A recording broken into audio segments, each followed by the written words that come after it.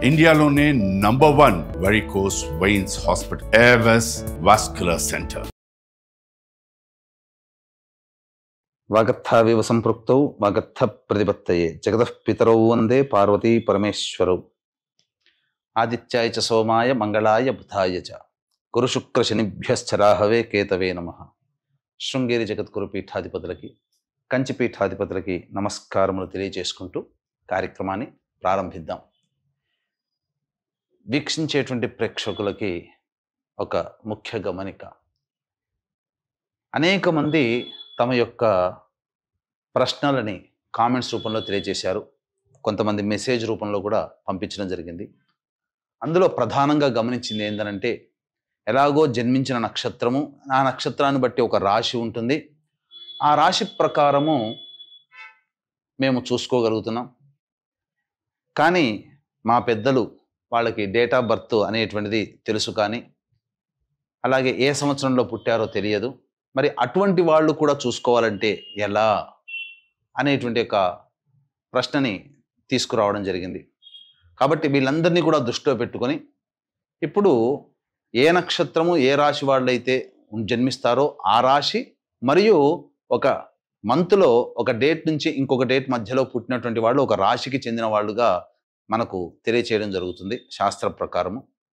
కాబట్టి ఈ యొక్క గణాంకాల్ని దృష్టిలో పెట్టుకొని మనం వినూత్నంగా రాశితో పాటుగా ఒక నెలలో పుట్టినటువంటి వాళ్ళకి, అనగా ఉదాహరణకి ఉజ్జాయింపుగా ఏ రాశికి చెందుతారో ఆ రాశి వాళ్ళని మనం క్రోడీకరించుకొని ఈ యొక్క నూతన విధానంగా మనం తెలియచేయడం జరుగుతుంది. ఒకవేళ రాశికి సంబంధం లేకపోయినా మీరు జన్మించిన జన్మ తేదీ మరియు జన్మ నెల ఏదైతే ఉంటుందో జన్మ మాసమును బట్టి మీరు ఒక రాశికి చెందుతారు. ఆ రాశిది ఆ ఫలితాలు కూడా మీకు కూడా ఉపయోగంగా ఉంటాయని చెప్పి తెలియచేయవచ్చు. అలాగే ప్రస్తుతం గమనించుకున్నట్లయితే ఈ యొక్క ద్వాదశ రాశుల వారికి సంబంధించినటువంటి శుభ అశుభ ఫలితాలు అనేటువంటివి మీకు క్లుప్తంగా తెలియచేయడానికి ప్రయత్నం చేస్తాను. ఆగస్టు 16వ తారీఖు నుంచి 31 ఆగస్ట్ మధ్యలో మకర రాశి వారికి ఏ విధంగా ఉండబోతుంది. మకర రాశి అంటే ఉత్తరాషాఢ 2, 3, 4 పాదాలు, శ్రవణం 1, 2, 3 పాదాలు, అలాగే ధనిష్ట 1, 2 పాదాలలో జన్మించినటువంటి వాళ్ళు మకర రాశికి చెందిన వాళ్ళుగా అవుతారు.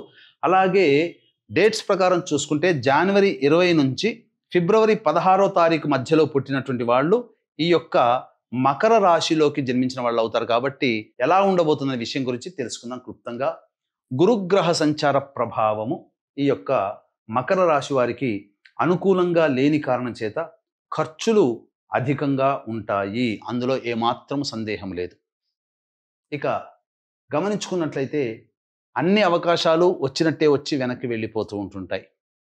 శుక్రుని యొక్క సంచారం కూడా లేని కారణం చేత అనవసరమైనటువంటి వివాదాలు స్త్రీలతో కలుగుతాయి. స్త్రీల మూలకంగా డబ్బులు ఖర్చు అవుతాయి. మీరు ఇచ్చినటువంటి డబ్బులు స్త్రీలు మళ్ళీ తిరిగి చెల్లించలేనటువంటి పరిస్థితి వస్తుంది. ఇలా మీకు అనుకూలంగా ఉండదు. గొప్పకి డాంబికానికి పోయి ఖర్చులు అధికంగా పెట్టాల్సినటువంటి పరిస్థితి కూడా వస్తుంది. కాబట్టి జాగ్రత్త పడండి. 21వ తారీఖు రోజున నుంచి కూడా జాతకరీత్యా ఈ శుక్రుడు అనుకూలంగా లేని కారణం చేత ఏం జరగబోతుంది? ప్రధానంగా దాంపత్య విభేదాలు, ఎవరితో కలిసి పని చేస్తుంటారో వాళ్ళతో విభేదాలు, ఎవరితో కలిసి ప్రయాణం చేస్తుంటారో ఎదుటి వాళ్ళ వల్ల సమస్యలు అనేటువంటి అధికంగా ఉంటాయి. అలాగే బుధుడు కూడా అనుకూలంగా లేని కారణం చేత వ్యాపార పరంగా వృత్తిపరంగా ఒడిదుడుకులు ఎదుర్కోవాల్సి వస్తుంది. ఉద్యోగాల్లో కూడా ప్రధానంగా డబ్బుతో లింక్ ఉన్నటువంటివన్నీ కూడాను మీకు ఇబ్బందికరంగా మారుతుంది. అన్నిటికంటే ప్రధానంగా బద్ధకం పెరుగుతుంది. ఏ పని చేయాలన్నా ఆసక్తి ఉండదు.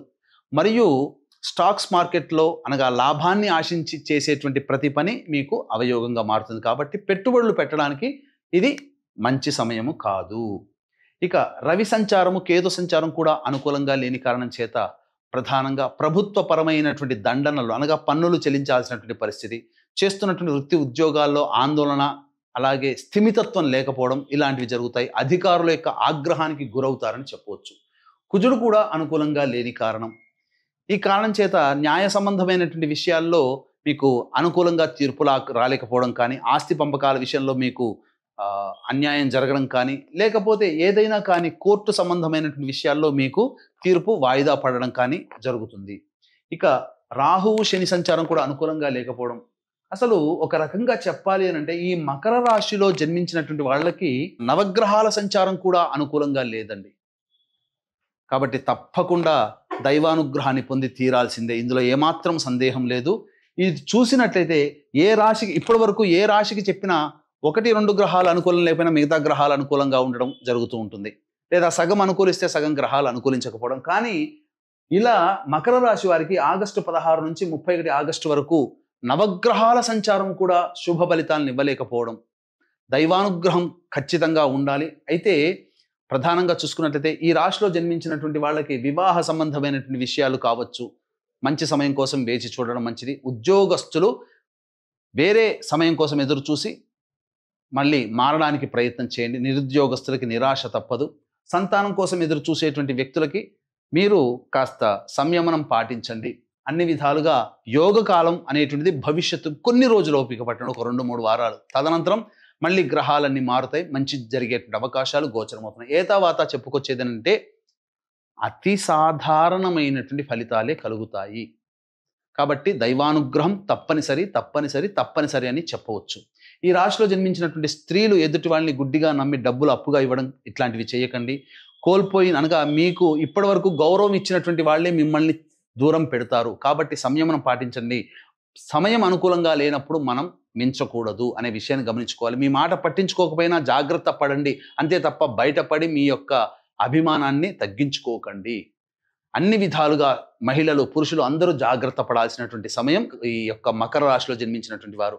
కాబట్టి వీక్షించేటువంటి ప్రేక్షకుల్లో కూడా ఏ పని చేసినా అన్ని ఆటంకాలు ఎదురవుతున్నా, అన్ని నోటిదాకా వచ్చి వెనక్కి వెళ్ళిపోతున్నా, పెళ్ళిళ్ళు కాకుండా ఉన్నా, సంతానం కలగకుండా ఉన్నా, దాంపత్య విభేదాలు ఉన్నా, అలాగే ఎంత నిజాయితీగా కష్టపడ్డా ఫలితం దక్కకపోయినా, ఎన్ని పూజలు చేసినా నిష్ఫలమైన ఇవన్నీ కూడా ఉన్నాయి. అంటే ఏతావాత చెప్పొచ్చేది ఏమంటే ధనవంతులుగా కావాలనే కోరిక కలగానే ఉండిపోయినా, అన్ని విధాలుగా నష్టాలు చవిచూస్తున్నా, జాతకంలో గ్రహదోషాల కంటే పితృదోషమే అధికంగా ఉంటుంది. ఇట్టి పితృదోష నివారణకి గత పుష్కర కాలంగా అనగా 12 సంవత్సరాలుగా నిజాయితీగా చేయిస్తూ వస్తున్నాం. ఈ శ్రావణ మాసం అమావాస్య సందర్భంగా చతుర్దశి అమావాస్య ఆశ్లేష నక్షత్రం కలిసినటువంటి పరిపూర్ణమైనటువంటి మహత్యం కలిగినటువంటి రోజున మన పీఠం ఆధ్వర్యంలో పితృదోష నివారణ కార్యక్రమాలు జరపబడుతున్నాయి. 20వ తారీఖు లోపల మీ గోత్రనామాదులు నమోదు చేసుకోవచ్చు. అలాగే 21న బయలుదేరతాం. 22వ తారీఖు రోజున జరిపించుకోవడం జరుగుతుంది. 23వ తారీఖు రోజున మళ్ళీ హైదరాబాద్కి వస్తాం. కాబట్టి అవకాశం ఉన్న వాళ్ళు కార్యక్రమం తదనంతరం కాంటాక్ట్ చేసి పూర్తి వివరాలు తెలుసుకోవచ్చు. ఇక రోజువారీ కార్యక్రమాల్లో 16, 17, 18 ఈ తేదీలలో మీకు వాహన ప్రమాదాలు చోటు చేసుకునే అవకాశం ఉంటుంది. వాహనం నడిపేటప్పుడు జాగ్రత్తలు పాటించండి. తల్లిగారి ఆరోగ్యం పట్ల శ్రద్ధ వహించాలి. మీ ఆరోగ్యం పట్ల కూడాను శ్రద్ధ వహించాలి. గృహోపకరణాలు, వాహన మరమ్మతులకి ఎక్కువగా ఖర్చులు చేస్తారని చెప్పవచ్చు. ఇక 19, 20వ తేదీలలో 21, 22 తేదీల్లో కాస్త ఉపశమనం, ధనపరమైన సమస్యలు తీరుతాయి. ఎదుటి వాళ్ళు కొంత సహాయ సహకారాలు అందించే అవకాశం ఉంటుంది. అన్ని విధాలుగా కొంత యోగదాయకంగా ఉంటుందని చెప్పవచ్చు.